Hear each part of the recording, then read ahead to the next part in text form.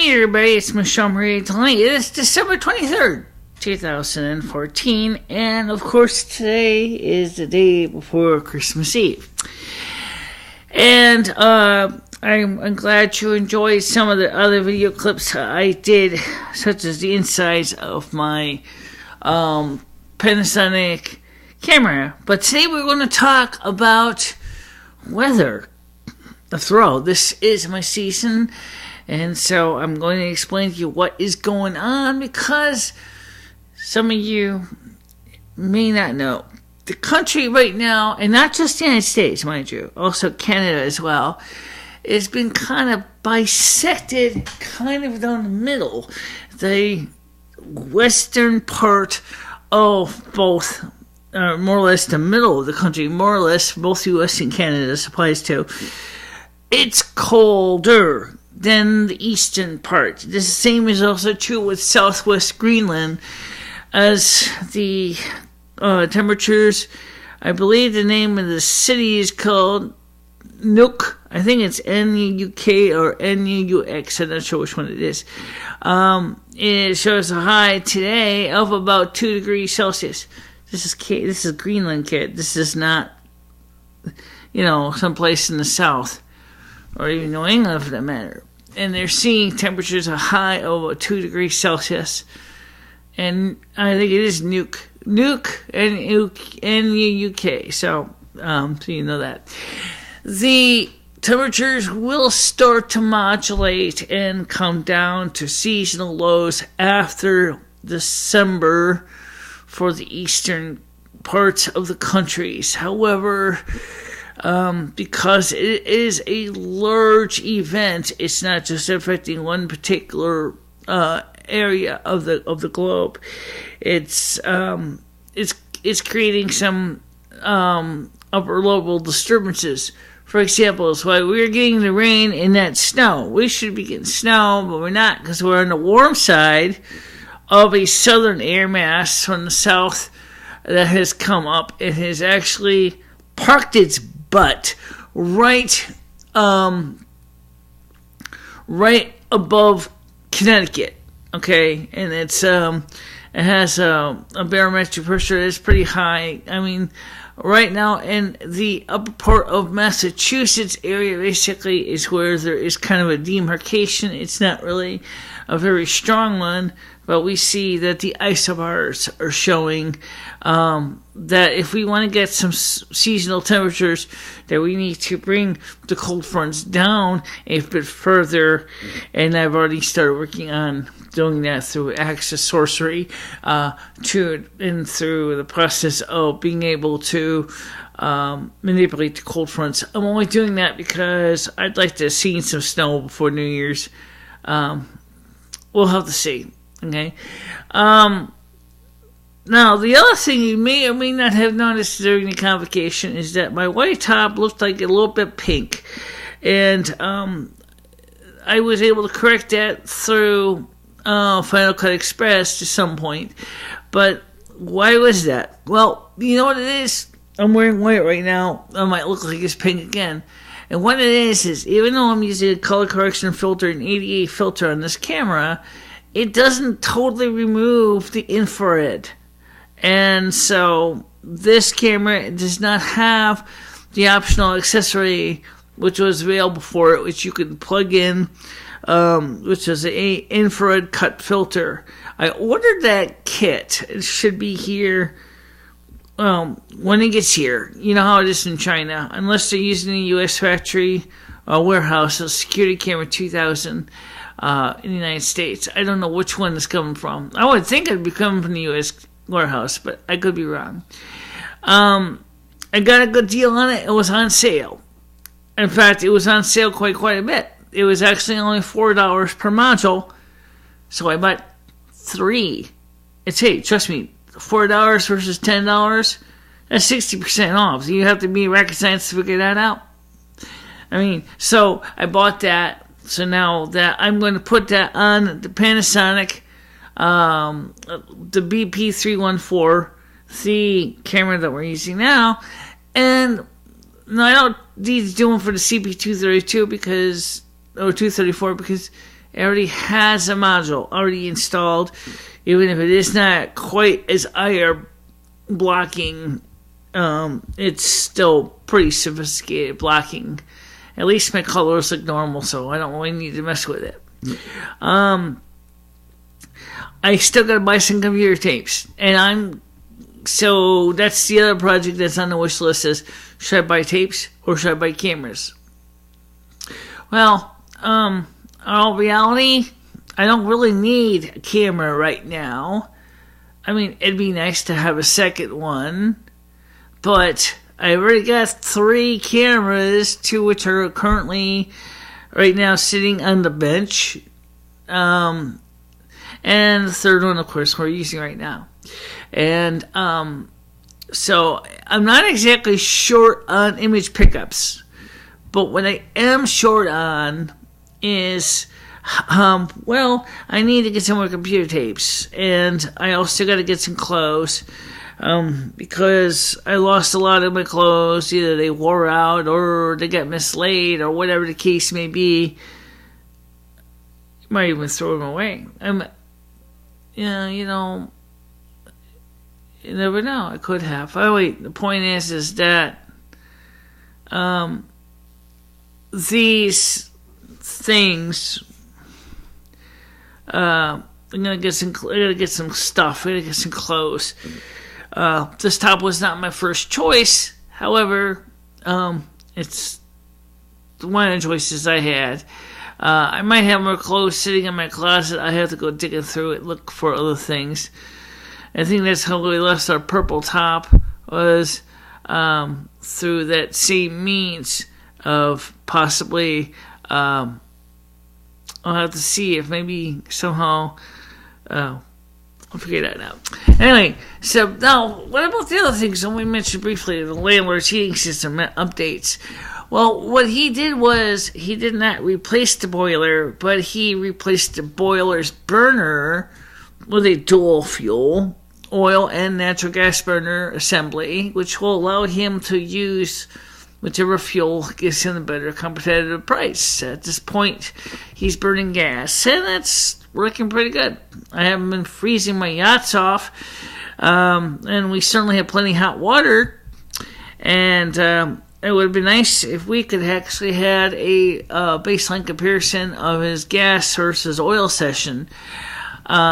Unfortunately for us, it hasn't been really freezing cold, so which means that he cannot compare the heating utilities very easily for this month with, say, last month, because last month it was a little colder.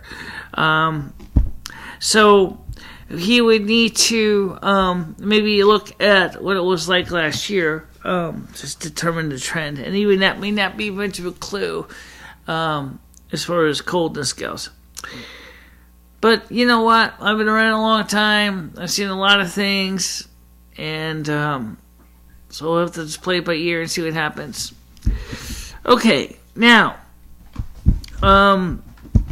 tomorrow, according to what I understand here, is that at midnight tonight, Cumberland Farms will be closed for Christmas Eve. And it will reopen on Christmas Day at 8 a.m. In addition to it being open at 8 a.m. in the morning on Christmas Day, they will be having a whole day of free coffee and other hot drinks. Yes, indeed. So, if you want a coffee, you don't have to pay $1.05. You're just gonna come and get it. It's free for Christmas. We did the same thing at Thanksgiving too, but I did not know about it until after I had done my message for Thanksgiving. So I'm telling you right now, because I did see it in the door, free coffee, Christmas Day. Cumberland Farms, any size, any flavor. And I wouldn't be surprised if they had something similar for New Year's, but I don't know yet. I will let you know closer to the season as we go. And I report my eyes are still holding on. They're still doing okay. In fact, I think that's another potential ouch. If I buy tapes, I cannot afford to buy the CanC eye drops at the same time. Okay, what about the dentist checkup? no cavities. Yay! No, I have no cavities after 10 years. How do you like that? Of course, there was a lot of tartar and black. You had to basically scrape like mad to get it all out. But no cavities. That's a good thing. That's always a good thing. And the, oh yes, definitely, the storefront has been sold. The building has been sold to a mom and pop retail store called Morsel Monk. At first, I thought that was a bakery. It's not. It's a retail store. They sell things, a variety of goods and services and products that, like outdoor activities and things like that. So maybe they might have some camping supplies, for camping and everyday use. So that's called Morsel Monk. MORSCL space MUNK. And they got, I don't know much about their product line, but I do know that this will be the first time in at least 10 years that the old Ivory and Dudley building has been doing more than just rotting away. So I'm looking forward to seeing this local business that actually has been in existence in another location that is moving closer to downtown Main Street, and I hope that they do well. I think it's a wonderful thing. It's a big in a storefront. Could have made a great bakery. Yeah, it could have made a great bakery too. Maybe that's what they might do with the old berry tree across the street. I heard that they were going to make it into a bakery, and I've also heard that there might be another food restaurant. And I haven't heard any more since that time, so right now it's mostly just conjecture. But for the time being, it looks like things are starting to turn around on the economy. Also, I mentioned, but not recently, I'm going to bring this up to you. Am I still going to run for Selectman in Winston? Yes, I want to run because I think one of the things that I noticed about politics is the people that tend to run for office are, for the most part, they are concerned about the well-being of their community that they live in, but unfortunately, they're kind of insulated from the lower trenches because they're not of the lower trenches. They usually want to, they're better. They have better economies. They have families. They have a very active social life. So I would definitely think Winston needs to get a select person in office that is going to help bring the the needs of the lower income people and trying to get jobs back into this town up to the Board of Selectmen, because we just need to get more businesses in town, not just relocating from one end of the town to the other, but also new businesses to create new income. And that's what this town needs in order to bring in more tax money to do the infrastructure repairs that it needs. And unfortunately, Nader, your building is more of a problem than a help. In fact, if anything, I'd like to see that building be bought and totally renovated from the cellar to the dome. I'd like to see the thing totally rebuilt, restored either as both a micro manufacturing or to see it expanded into something bigger than micro manufacturing. But I think realistically, given the lack of parking in the rear, I definitely think micro manufacturing may be possible unless you can get employees to not drive their own personal cars, because the parking lot is just a little bit too small. There's infrastructure things in that building that need to really be fixed, and it's going to take a lot of time. And like my landlord found out, when you going to start throwing a lot of money after a project, that adds up quick, very quick. He found out just how quick. Getting Yankee Gas actually worked to deal with him for the installation and stuff. But if he was to pay for this thing without the subsidy or assistance, no wonder why he would have been getting cold feet. it is a lot of money to spend on a gasification process, because the fact is that this is the first time in almost 20 years that this building has got natural gas. Okay, granted, it's not in my apartment and it's not my stove, but it's a start in the right direction, because you never know. Maybe someday that might change. Now, what about the other businesses in the building downstairs? Because they have their own boilers. Well, they're still oil, so I mean, maybe Salvation Army really felt like spending money on it. They might upgrade the gas, but don't count on it. Same thing with the nail salon. They're not going to spend that kind of money to upgrade the gas, because it's just not, for their business, it's just not, doesn't make economic sense at all. But Jimmy, of course, it did make sense to have a burner that can burn with oil and gas, because he heats 10 apartments plus one storefront, and so he could obviously amortize the cost of the installation work over a period of, say, about, when we say like 5 years. So for him, it's not a bad deal. Whatever you save on fuel is going to be going towards the payback. So I wish him luck. I hope it does work out for him. And now at least he doesn't have to go to the cellar and try to fight with the furnace and trying to get a boiler to get the heat working, because obviously there was a few other things in the system that they need to work on, and they fixed a few things while they were at it too.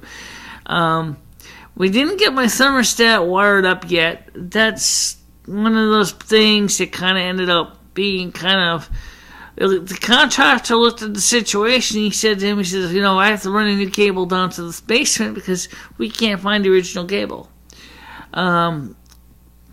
But I guess Jimmy decided to hold off on that for a bit longer, since obviously if they can get the heat to at least be fairly stable, then maybe there won't be no reason to do that. So for now, I want to say all of you, I hope you have a happy and safe Christmas. And I'll see you, obviously, after Christmas. Maybe I'll see you on Christmas. No guarantee on that, okay? As I do have other things I gotta do. Like what? I don't know. Sleep? The show likes to sleep. I like to sleep, yeah. There's nothing good on. I actually turned on the TV tonight. Tonight was garbage. And I was woefully unimpressed. So, you did see a couple interesting Christmas movies. I did see The Christmas Story 2, which involved Ralphie when he got a bit older, and now he's trying to save up money to buy a car. And it was really kind of an interesting story. And, oh yes, the girl of his dreams finally decided to go cruising with him, even if it was around the block. And so really kind of cool story. And I guess that's about it. Speaking of fuel gauge, mine says empty. You already eaten yet? I haven't eaten all day. Okay, so what are we gonna do? I think tonight we're gonna make some I do got enough money to go to Cummies and buy something, but $17 is not going to last very long. Remember, it's not anything good on tonight, so it's not like I really particularly want to sit in front of the TV and go on a chow fest. If I did that, I'll do that if it's a good show, but it's not. So tomorrow's Christmas Eve, and I might want to get something a little more exciting than pasta and butter. But for tonight, I don't really see any reason to go too fancy in cooking. I'm just going to try and find something to eat. By the way, I wanted to remind people that I want to thank especially Jonathan Ung and also Billy Joe Baxter for the generosity. Billy Joe Baxter bought for me a coffee, some ice cream, and was it cheese? Something like that. Yeah. So, and then of course, That was specifically so I'd have something to eat because I was hungry. No, it was also included no cheese. It was just the ice cream, 2 pepperoni calzones, and a coffee. Okay. And Jonathan Ong donated $100 Canadian, which is paying for the new lens. It's a zoom lens. That'll be here hopefully in a couple days, maybe even tomorrow. Yes, okay, because it did show that it's in Springfield, Massachusetts. So perhaps tomorrow, if I can get to the post office in time, I can pick up the lens and kick the tires and set it up. And then, after that, say after Christmas, I can give you a demonstration. But let me explain to you right now one thing. And this is important, okay? We don't have the proper IR cut filter yet on this camera. Okay, and as I said, we've been using the 88 filter to provide some white balance. And it's done pretty good. But the sad truth is it takes a lot of stops out. And I definitely want the light level. Incidentally, in case you didn't know, that for the BP314, we did use the CFLs, and my phone picture looked dark and dingy, and I'm sorry. I don't know what it is. Either A, my camera likes those incandescents better than the CFLs, which I think it is. And they only were 45 watts, which is about 23, no, it can't be because it was too dark room for that. It doesn't make any sense. It's not equal to 200 watts light because these are 300 watts each, and these things pump a hell lot more lumens out. Yeah. So obviously, does that mean the bulbs are defective? No. Does it mean your electricity is defective? That's possible. After all, the whole apartment, except for the stove, is powered on 120 amp fuse. It could very well be that there could be no voltage drop, that the ballast, the bulb, doesn't like it. That's not impossible. Also could be the ballast themselves could be a problem. But no matter what, we know that the incandescents work better, so we're using the incandescents. However, as we obviously can demonstrate with the BP314, as well as with this camera without the filter, without the proper filter, IR blocking filter, you're just not going to get the right color, and you're not going to get the right tones in the case of the black and white camera. Now, I don't need IR infrared support because I don't shoot under infrared. So why I have no reason to worry about not having to block that off. I just don't use it anyway, so it's not like I'm going to save anything by using it.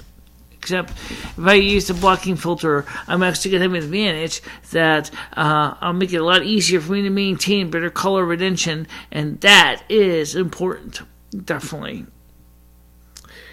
But you also need to get some new shoes, too, and you got to get some other things. Yeah, okay, that's true. We got to get a lot of things, and we don't have a lot of money. We were supposed to buy the tape cartridges. Well, for the price of the tape cartridges, you could buy some things like some footwear and but not the good stuff. No, definitely not the 578s or 577s. But from New Balance. But you can get some footwear. True. All right, but I need the tapes too. So, that's one of the problems that me and Michelle were having is which do we buy first? Do we buy the tapes or do we buy the shoes? Well, I'm lucky enough I get feet. That's true. All right, guys. So for now, we'll talk to you later, and Merry Christmas. Merry Christmas, everybody.